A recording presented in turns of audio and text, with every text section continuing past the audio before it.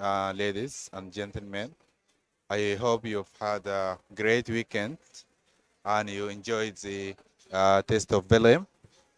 Um, uh, First of all, I would like to express my sincere thanks for an appreciation for investing your time and efforts to come here today despite the a very long night and very tough negotiations yesterday.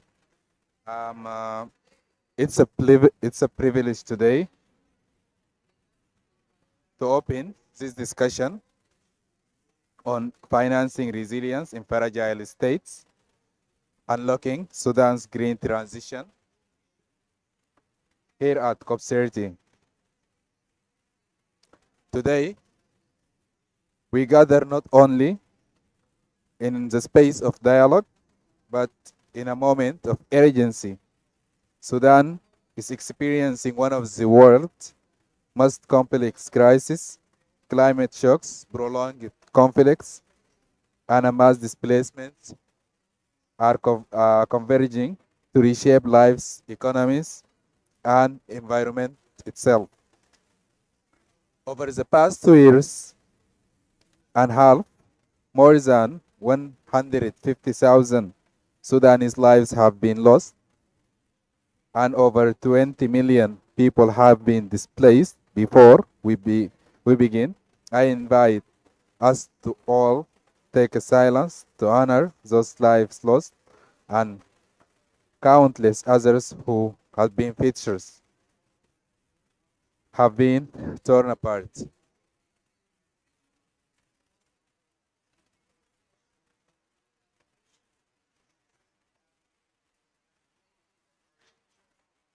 So, yet alongside these challenges, there is a story of often goes unseen, a story of potential. With now go to present a video that outlines the devastating environment and including the conflict, climatic disasters, and displacement nexus. Our colleague Sophia will be.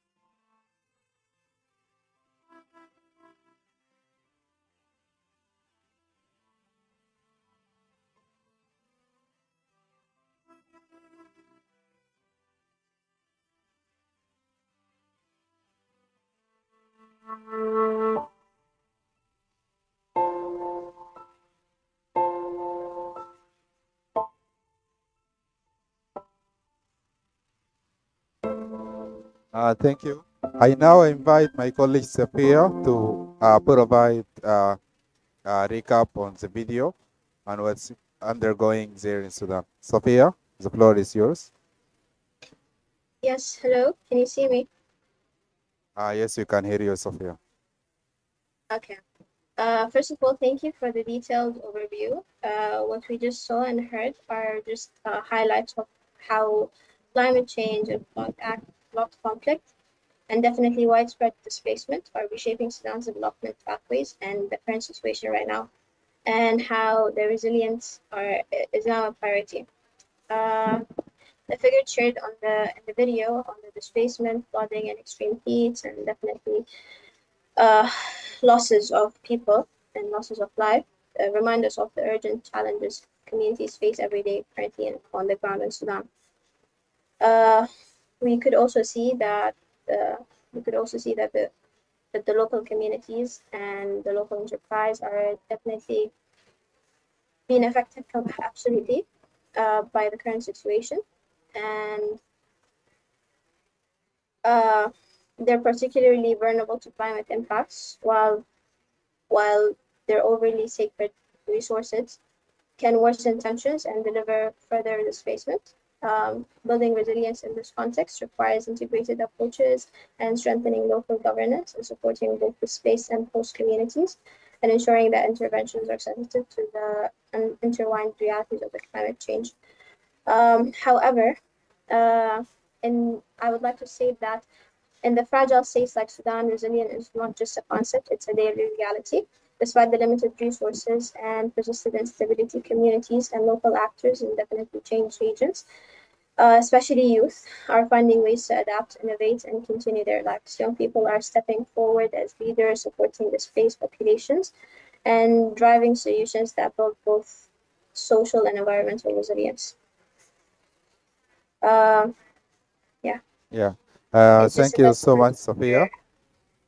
Yeah. thank you, We'll come up later with and see how the um, the resilience. the youth. Okay, with another video, of course. And now I'd like to invite our college, the um, climate director at Sudanese Higher Council for Environment, to present on behalf of the now on our outlining our NDC targets and specific needs. I would also like to invite our college, uh, yeah, Amna, to join her in the floor to present later. Thanks, Amna.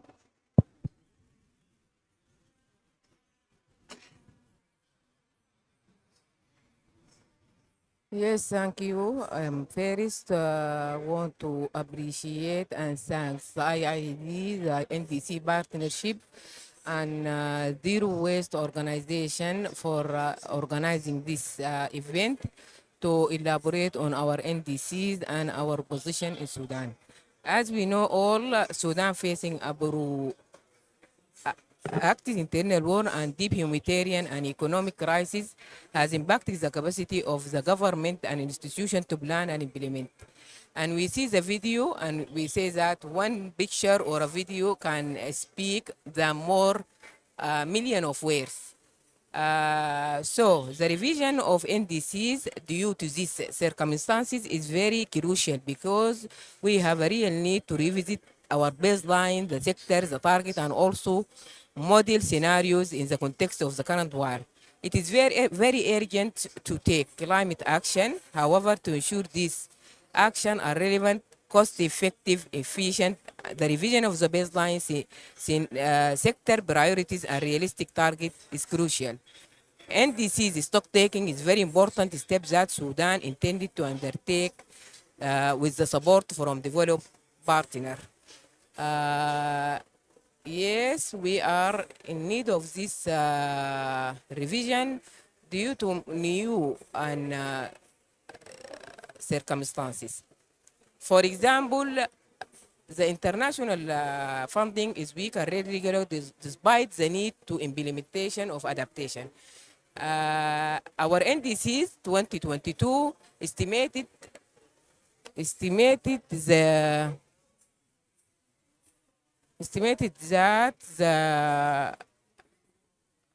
4.4 billion of mitigation USD and 3.9 billion for adaptation priorities, which now need to be reassessed to ensure that the intervention reflect ground realities and evolving national priority. However, this financial gap might have escalated due to losses and damage incurred and continue to deterioration due to the war. For our natural resources are vast. We have technical and institutional capacities, but affected by war. But civil society, as we see, and local private sector possess strong community-based experience in the field work. If we want to say that we are mean or need to raise our ambition while remaining realistic, raising ambition does not mean setting unattainable goals, but rather enhancing the quality and depth of implementation through three key areas. One, improving efficiency and transparency in existing process, expanding participation and funding to ensure the sustainability of the implementation, integrating local knowledge and appropriate technologies instead of importing costly and impractical solutions. Third, practical proposal for Sudan to realistic realize ambitions that we need to be realistic. Raising ambition is relevant in the context of enhanced accountability at all levels across the board. This is also mean revisiting the baseline and target set, which might have lost relevance after the current war. Climate finance. Sudan have HESNER as a national unit to coordinate climate finance that links the government, donor, and private sector, as we see in our experience with the organization of Zero Waste, and we have also other organization. Concerning or with regard to renewable energy, rural areas instead of huge, this is, I want to elaborate on our ambition.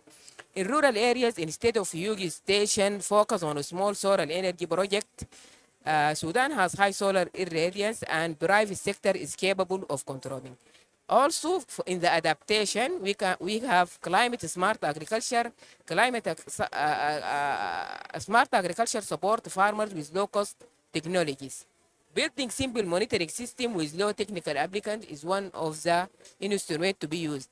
Also, we have youth, propose the youth and women involvement, transforming climate change into youth employment program in the resource and project management is linked to climate change project with development.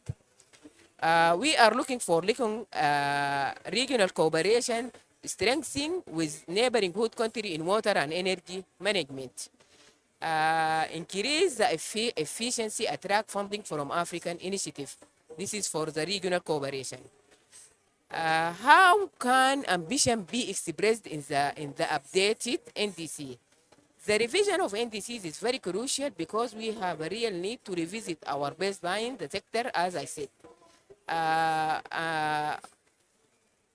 Also, the revision of the sector will be done in the context of the ongoing war and the impact of war on the priority identified mitigation and mitigation sector.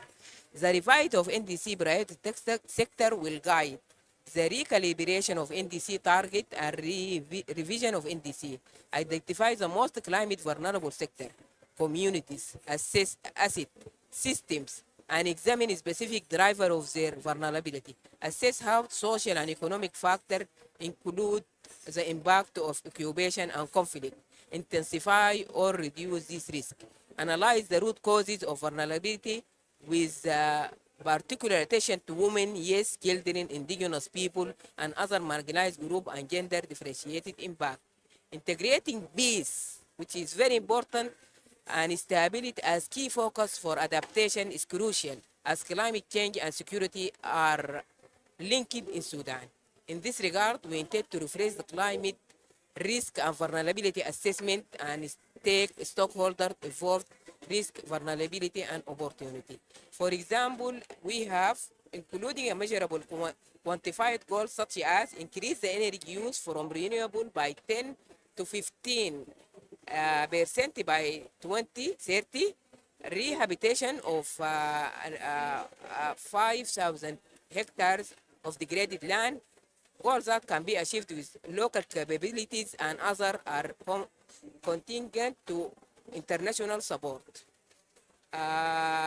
What are need from the international community that we appeal, Sudan appeal through NDC partnership has requested technical and financial support under the country engagement request to connect the national institution with implementation partner. For example, Sudan requested support related to mainstreaming NDC into national and subnational planning. Furthermore, a clear need to substantial funding has been identified. The cost of implementing NDC in Sudan are estimated at approximately 8.3 billion for the mitigation and adaptation sector through 2030. This is before April 2032. It will be important to mention that the war has changed the reality. Appeal is not to neglect or undermine environment and climate priority. The current context attention is concentrated on the humanitarian assistance, which is highly crucial. However, it is equally important to understand climate peace and security nexus. If the time is lost addressing the current climate and climate-induced crisis, this would add layer to already complicated multi-layered ongoing war. Thank you, and I hope Amna will elaborate more in the adaptation and mitigation priority in our NDCs. Thank you. Yeah, give her applause. Thank you so much, Dr. Susan, for highlighting the impacts of the devastating climate impacts and the war, and as well as displacement. And there are all issues reshaping Sudan's development priorities, and as well as the achieving of national plans and the NDCs. Also, it was great that you've highlighted. Yeah, you can join. Yeah, I will give it something. Yeah. Okay. It was great that you've already reflects needs in terms of finance for achieving the resilience and also the investments required to restore Sudan in the upcoming period. So as we are aware, Sudan is one of the least developed countries, and it has been grappling and struggling with accessing climate finance. So I now invite Dr. Sumaya to provide an overview on the other sectors, which is critical, as highlighted by Dr. Sosan, the agricultural sector, and also the forestry, and the nexus and finance as well. Thanks. Over to You you. are listening to me? Is it?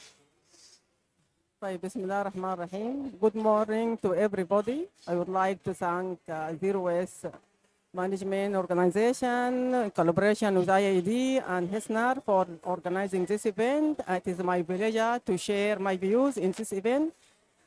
Nevertheless, it is very, very short notice of my contribution to in this session. So no problem. I am going to do my best and share with you some views about food security and food transportation system in Sudan.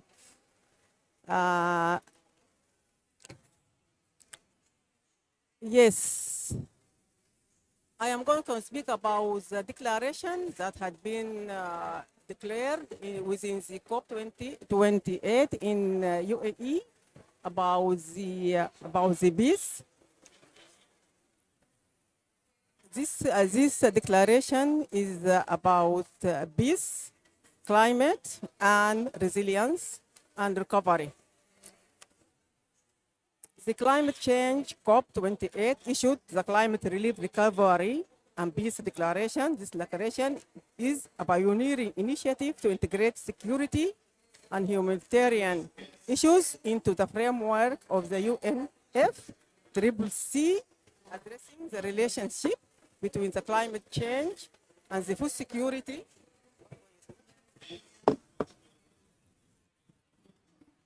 Yes, this initiative or declaration aiming to link activities for solution and financing, especially given the numerous funding channels available to address the negative impacts of climate change. The Climate Relief, Recovery and Peace Declaration was one of the most important outcomes of that COP.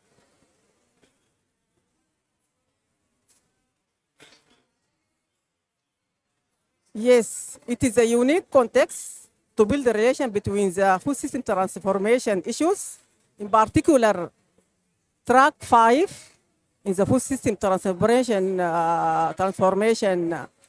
strategy that we had been built last 2023, and in accordance to track 5, which aims to build the capacity of the vulnerable group against the shocks and the risks of climate change, and to build their adaptive capacity towards these impacts of climate change. Yes, these actions were prepared in order to bring the similar effort together, save time and secure fund.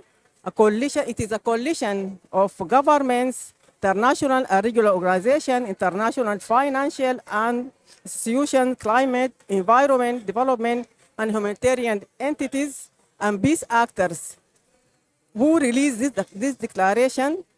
It seeks to strengthen the UNFCCC and the Paris Agreement, emphasizing that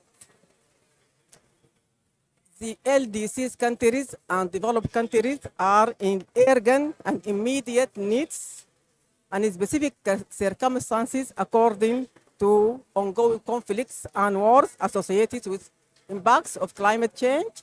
As in Sudan, we suffer from impacts of climate change, desertification, loss of biodiversity, worsening impacted by this current war and conflicts ongoing on.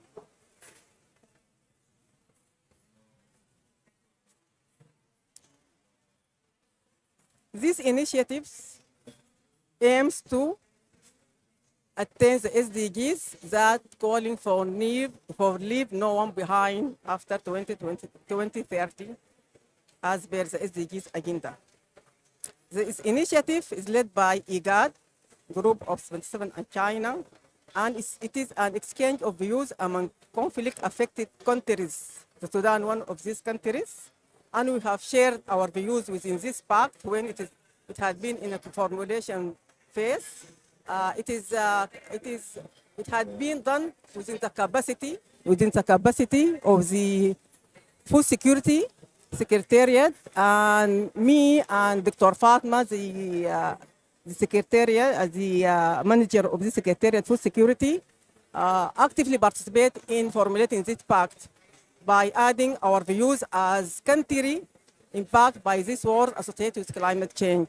And we highlighted our needs, our priorities, and so on within this pact. And this pact was signed by the Minister of Agriculture and Forest at that time. So Sudan is one of the countries that ratifies this declaration, and we are highly engaged in this because we are already partners or we are active partners in the HDB hub, one of the food system coalition initiatives.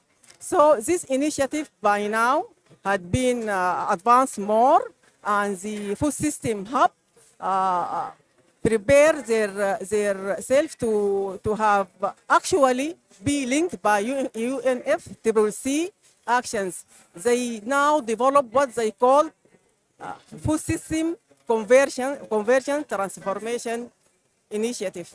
Now we are working hard with them to initiate this, to move this initiative far faster, that we can have access of finance to implement our food system transformation strategies that have been developed 2023. I thank you so much. May I invite you to applaud her again? Yeah, Victoria. Thanks so much for bringing this declaration, critical declaration, which is essential for the Sudanese in light of the current circumstances that we have there. And also, it's great to know that Sudan immediately ratified the declaration. I'm also here would like to express my sincere appreciation for the GGA colleges who've been working overnight today, and today they broke their slot and to join us here. I thank you so much. Now we have a quick presentation by our college from the Higher Council for Environment and Natural Resources of Sudan on the adaptation funding, how much they access and the gaps that are existing, and then we'll be followed with the climate expert, climate policy expert, Lina Yassin, on how we can leverage and navigate like innovative strategies and institutional arrangements on a domestic level to access funding from the global climate financial mechanism. Over to you, Amal, and this is the presentation.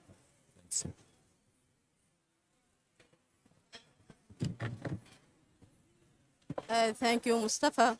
And I will extend all the zero waste organizations and IID and the NDC partnership. I already have a presentation to dive deep on what is existing in Sudan in terms of the adaptation efforts and what is going in and how it would come overall after the outbreak of the war, specifically in the adaptations. You need to stand just to watch the slides. Okay. You can find me just jump from slide to slide because there's many of things that is mentioned somehow, but let me just stress that how adaptation is so critical for Sudan. It is critical because that Sudan is classified as most vulnerable countries. The climate change, it is also identified as major source of food security. And because of Sudanese economy is highly dependent on agriculture, and all these hazards, climate hazards, how it is affects the sectors of agriculture, water, health, and coastal zones. And from the other side, the impact of climate change is impeding the achievement of national development objectives, particularly as we say that on water, agriculture, food security, and health sector. To achieving these development objectives, it is so worrying that to find that to achieve development objectives, that means you should have adaptation options and measures at the same time, because as we see that Sudan is agricultural country, it depends on the natural source, so extensive as that, and it, besides this climate hazards, it is it directly impacted and affected. One of the good things that Sudan have already, it is NAPS and NDC, as my colleague Susan mentioned that Sudan developed and formulated its NAPS since 2016. The good thing is that the National Adaptation Plan contains 18 state adaptation plans that cover all the 18 states of the Sudan. Each state adaptation plan, it consists of which is the status of vulnerability of each state, which is high or low. Unfortunately, most of the states is high in most of the state.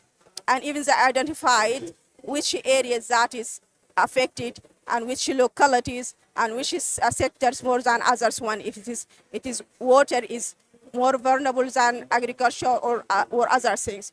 and also identifies adaptation measures and options for each stage. In terms of NDC, also Sudan formulated NDC since in 2021, and that the NDC contains the two components of mitigation and adaptation, and also mention which adaptations and which mitigation measures that should be taken. Okay, if you go dive deep on the adaptation priorities which are defined in NAB or NDC in water sectors, I'm just going to the headlines about what is the priorities. In water sectors, they have rural water supply program, building resilience against flood, sustainable water management, and resilient small-scale pump irrigation schemes. You find measures under each headlines, but the important things that to mention is that the needed amount, it should be 2 billion USD dollars. In terms of agriculture sector, the needed amount should be 30 million USD. Subsan already mentions the total amount, but you can find it divided into each sectors. In agriculture sector, they are the proposed measures. It's about building resilience of crop production system.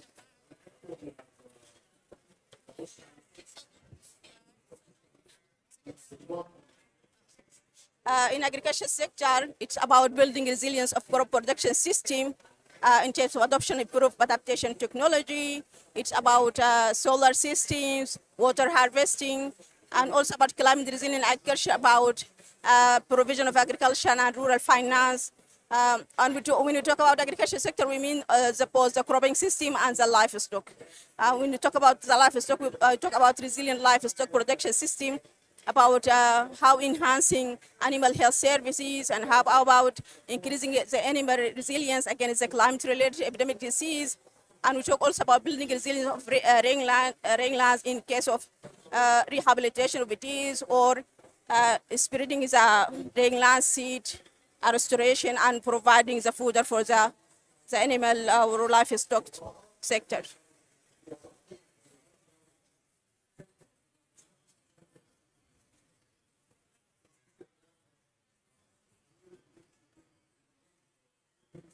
Okay. It seems that I lost the vote.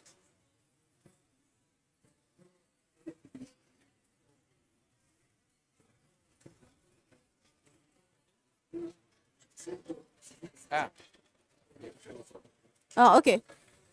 In health sector as vulnerable sector also, in NDC, in terms of adaptations that mentioned is how to building resilience in health sectors by adoption of our introduction of early disease diagnosis and treatment, raising the health awareness of communities, building the capacity of health cadres and improvement of health services, as well as improve community sanitation.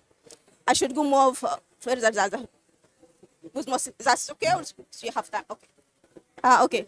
In the coastal zone, a building resilience in the coastal zone should be taken into consideration as sustaining marine food chain, mangrove restoration, mapping and demarcation of coastal hazards lines, and also protection of coral reefs and sea grass beds. Okay. In this slide, you can see the number of projects that implemented through High Council for Environment and Natural Resources and with other constitution. Okay, let me just move to the second slide to see it with more details. You can find the project name and funding agency and the implementing agency with the fund amount. Let me just take example of what the integrated catchment management projects, which is a project implemented with EU and UNIP with a total amount 10 million euro.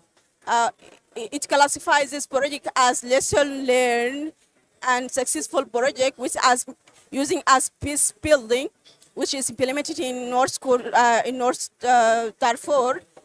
It is use the approach of integrated water resource management and community-based natural resources.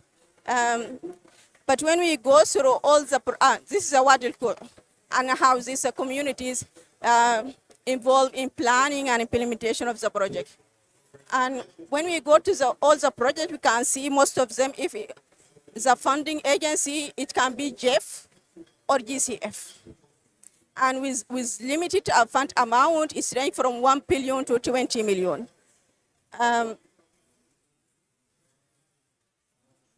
Okay, just specific here in solar pumping projects, which is implemented by the Ministry of Electricity. We have projects under JEF, Korea International Cooperation Agency, and African Development Bank, and the with Italian grant from the Ministry of Environment.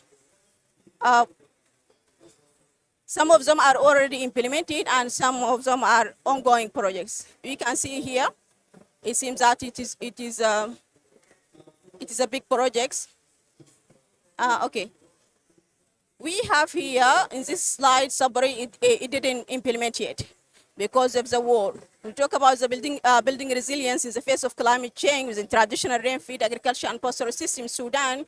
It should be implemented in 9 states, but unfortunately, six of the states out of the implementing of projects, they just implemented in the secure state, which is the northern and Red Sea and the River Nile state. And when we come to the GAM for adaptation and mitigation in Sudan, it should be implemented through the FAO. The fund comes from GCF. It is unfortunately the project should be implemented in the Kurdistan states, but some activities is already done, but the rest, because it's the access to the states. When you talk about the resilience of pastoral and farming communities to climate change in North Darfur, what your solutions are to just change the area from North Darfur? It's suggested to be in Gadarif and Kassala state, which they have similarities activities.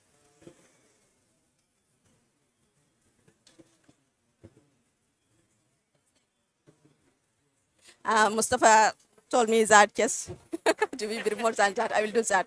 I'll try to do that. Okay. In this case, I'm just jumping in. This is how security situation affects this adaptation over. But let me just focus on it. And in spite of these obstacles and outbreak of the war, Sudan is still can work and can increase its resilience. One of the most important things are the project under the FAO and the Norway, the fund from the Norway. This implemented through the Agriculture Research Corporation. They try to improve seed production to the smallholders to ensure and access the resilient seed varieties to bridge these gaps of the food securities. And we can see the expand partnership between private sector and ARC in terms of the improving agriculture production. And here we can see the good things are this project, rehabilitation of frailing land. It is under the emergency program, which is starting in 2024, and it is ongoing now. It is funded from the Ministry of Finance and the Ministry of Livestock in terms of dispersal of natural rangelands, seed to secure strategic stock of natural fodder for livestock. So one of the most important things about resilience is that how the engagement of community in water solution to be involved in installation of solar pumps pumping. Okay, I will stop here. Thank you, Mr. Thank you so much. There is adaptation here session is undergoing, and you can join me. Now I invite our colleague, the expert Lina Yassin, to elaborate more on how to. Thank you, Mustafa, and sorry for arriving late. And I'm gonna need to leave as well very soon because, as you know, the GGA negotiations are still happening and they're undergoing right now. But this is a really important conversation, and thanks to people who are attending. I think the panel has elaborated and comprehensively, especially Amna, covered what Sudan is doing on the ground right now. And I think the key message here is that despite the challenges, despite the strained resources, despite everything that is going on right now in our country, we are working. Because climate change doesn't wait for peace. It doesn't wait for you to be stable so that you can then respond to it. So the message that we want to send from this session is that despite what you read in the news, despite the challenges we're going through, we are trying our best, but we're not being supported by the community. And this is what this is what my message, my key message is, because I work with the least developed countries group. Sudan is one of the least developed countries, and the challenges that these countries go through to access finance are tremendous. It's unfortunate that despite your vulnerability, knowing that you're very vulnerable to climate change, you barely have resources, you still have to go through the same process that other countries with bigger capacity and institutional arrangements go through. So we end up losing out when this process commits finance and give more money. It doesn't translate automatically to more money to Sudan. It doesn't, because we can rarely access the funding. And one conversation that right now we are not having is, what about the countries that are undergoing war? Like I said, climate change doesn't wait for peace, but we're not discussing, even if you go to the Green Climate Fund and the multilateral funds, the conversation is either about stable countries or post-war status. But we're not having a conversation about how can a country that is undergoing war is still able to access, how can fragile and conflict affected countries are able to access funding at, when they need it the most, which is right now. And the unfortunate reality is that even before the conflict, this experience that Sudan has had with the Green Climate Fund and the Multilateral Fund has not been encouraging. For projects with the Green Climate Fund, we waited years, and I'm sure Amna, Sosan here, and Sumaya can tell you, some of our projects waited 4 years from approval to disbursement of funds. In 4 years, your adaptation needs would have tripled, maybe quadrupled. So we are in need of a real conversation, especially right now that Sudan is working on updating our NDCs. We're thinking about updating our NABs, but how can we update these plans without the understanding that money is going to be coming to us? So I think it's a really important conversation to have, and this is a conversation that should extend beyond this session. We need to start thinking about how can we make sure the messages and the experience of Sudan makes its way to the conversations like the Green Climate Fund, the Adaptation Fund. They need to listen to us and understand that we have vulnerability that goes beyond what's being discussed right now. So I hope that we can build on this session, and I hope that we can continue this conversation and raise our voice. But thank you so much, Sudan, the Zero Waste, the Higher Council, and NDC partnership for this session, because we really need to start raising our voice and showing that we are being forgotten. People are not listening to the experience of Sudan. Thank you so much, Mustafa. Yeah, hello. Thank you so much, Lena, for elaborating and for firstly for being present here, and for elaborating, for your elaboration, and on highlighting the need is very high, and we are not like anticipating the bridging gap, bridging the adaptation needs, and so I think I would like to open the floor for the participants. Okay. So may we take like a picture, or then picture for the panelists, and then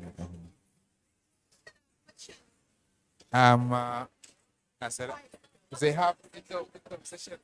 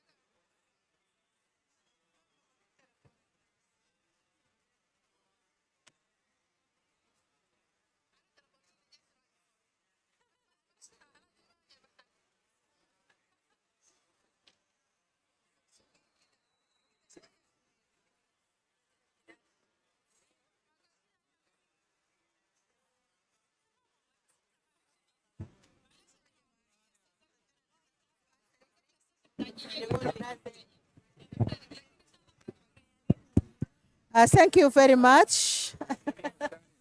Hi. Thank you very much for this valuable information. And now we know Sudan struggles so much so as to fulfill all reports or work concerning climate change.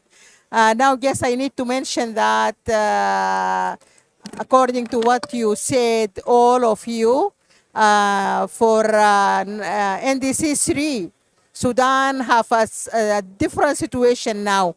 It is not can be just an update for what will happen for 1 and 2. We need a new baseline. So when we ask for financing, we should put this in consideration. Everything that we based before is changed now. Forest amount, first food security, farming, displacement, energy, everything, the baseline was changed according to this situation. So now I just need to raise voice with you. So as when we prepare our NDC 3, we should put this in consideration. I just need to hear from you. What are you plan for that? Thank you very much.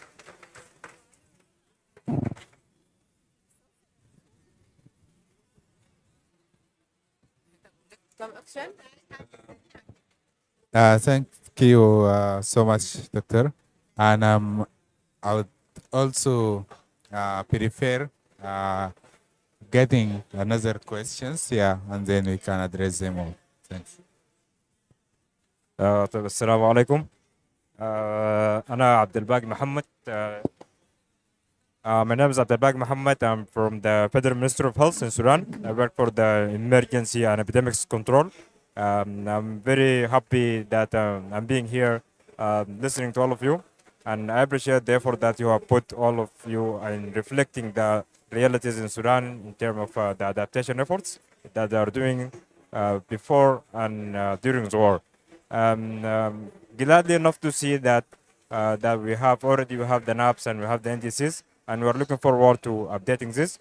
From the perspective of the Federal Minister of Health in Sudan and the health situation in Sudan, we are very concerned about the intersection between climate and health, especially at the time of disease outbreaks have been cascading within the war and within the floods and all these events. So we always meet at the livestock where you have mentioned about the animal health. So 60% of the diseases that is emerging from animal. So we have this One Health approach in Sudan, and we have been one of the pioneers in Africa that were adopting One Health approach. However, we need to scale it up. We need to integrate more collaboration so we can effectively use the resources that we have in the Federal Ministry of Health and other governmental bodies, especially when it comes to risk assessment and vulnerability assessment. We've already have multiple risk assessment efforts have been done, and I think that joint risk assessment that can involve the health and biological hazards within the climate-related hazards and food security are all interlink and interdependencies, and we can further unlock the nexus approach for adaptation nexus approach by addressing the driver of vulnerabilities. We already, with food securities, we have the malnourished, and we have a lot of malnourished cases in Sudan, and currently it's all depend on the humanitarian sector. By addressing the root causes, I think it will be a very effective one. I like the idea that you have said about how we can use climate action for youth employment, especially when it comes to climate smart agriculture. And I think there's a lot of youth that have been actively doing small, medium enterprises in Sudan, and that would be very great. In terms of solar, we are adopting in the Ministry of Health the solar energy, so we can ensure that health service delivery is not affected by the energy outrage. So we started doing solar energy, especially in the tertiary hospitals, making sure that the operational theater and all services are available. Thank you very much. We're looking forward to more to join you and collaborate. Thank you. Any question for the panelists? Second? Any question for the panelists? No, no, I actually just like the whole idea. Yeah, I just want to compliment and to look forward. Thanks so much, Irene. So, Yes, any thank you, additional Abdel question? Baghi, for your comment. And this is from Experience One. And we are looking for the youth like you to help us in revising and involving the community in medicine. Especially you are from the health sector, I think. Thank you for your comment. It is good. Uh, Regarding the question from Hanadi, uh, yes, we are in need of new ideas for new uh, brainstorming for the coming NDCs. As we said, Sudan is fast now facing structural challenges, weak funding, significant climate adaptation need, and because of this, we are looking for a new approach to raising our ambition with an NDC. Not just raising target, but also strengthening the implementation, transparency, and participation because it helped to we want to mobilize the private sector, which is one of the good initiative from the GCF by now. They are working on the party on the country platform of the for the private sector. We are looking for in national stock due to the effect of the war. We have to make a new inventory for our forests, for our resources. We want to continue to encourage the private sector and allocate investor as part of the financing and implementation of NDCs in the energy sector, in the smart agriculture. Also, we are looking to ensure that technical or financial support include in the integration of gender, youth, and local community as they are. It is a matter of change. It is a matter of new thinking. Yeah. Yes, thank you. Thank you so much. And yeah, and in 1 minute before having our second video, I would say that the NDC, we are gearing up to design and work on delivering our upcoming NDCs. It will have explicit metrics and it will become more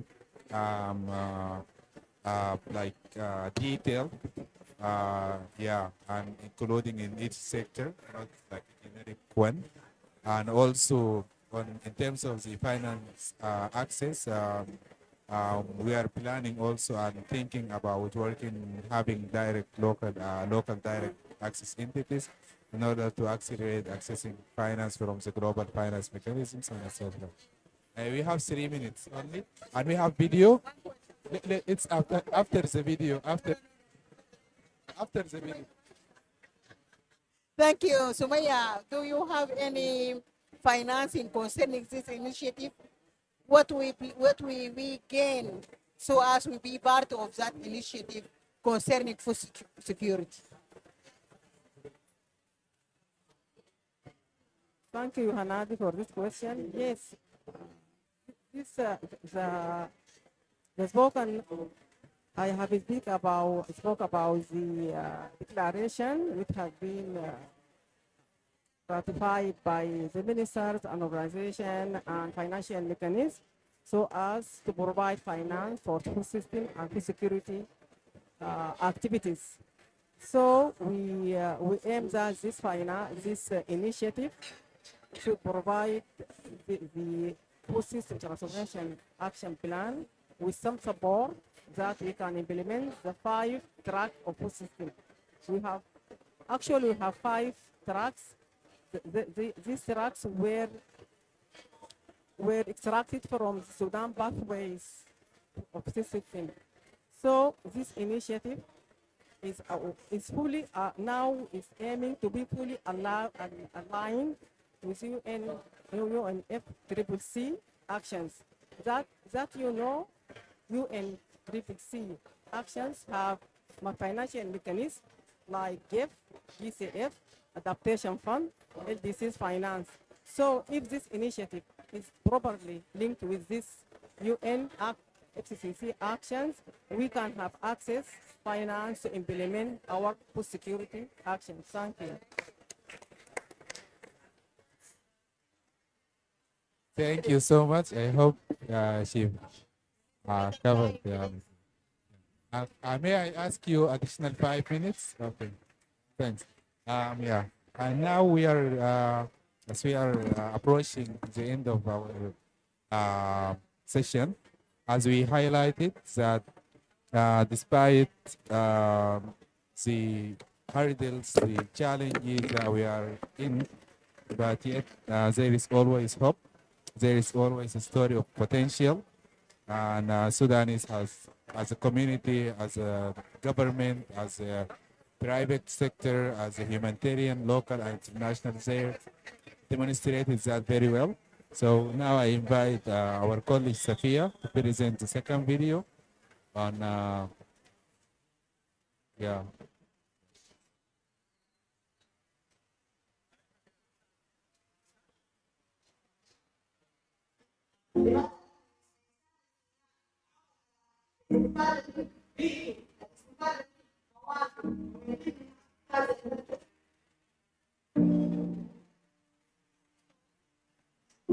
Yeah, there's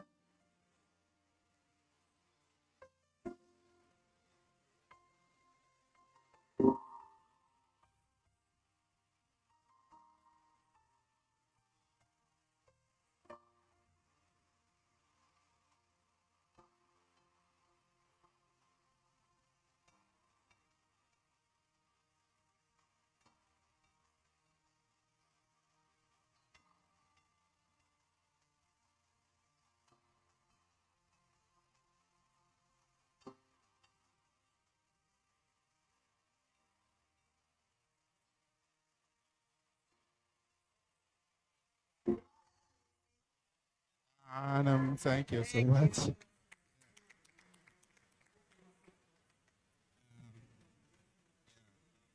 First, lastly, I would like to really appreciate extend our sincere appreciation for the NDC partnership for hosting us. And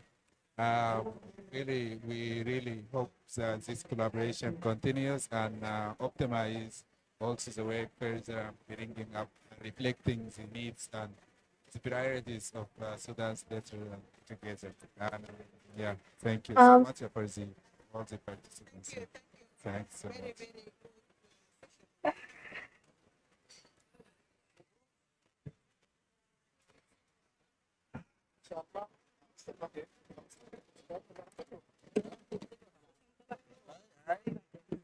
Yes, that was the good.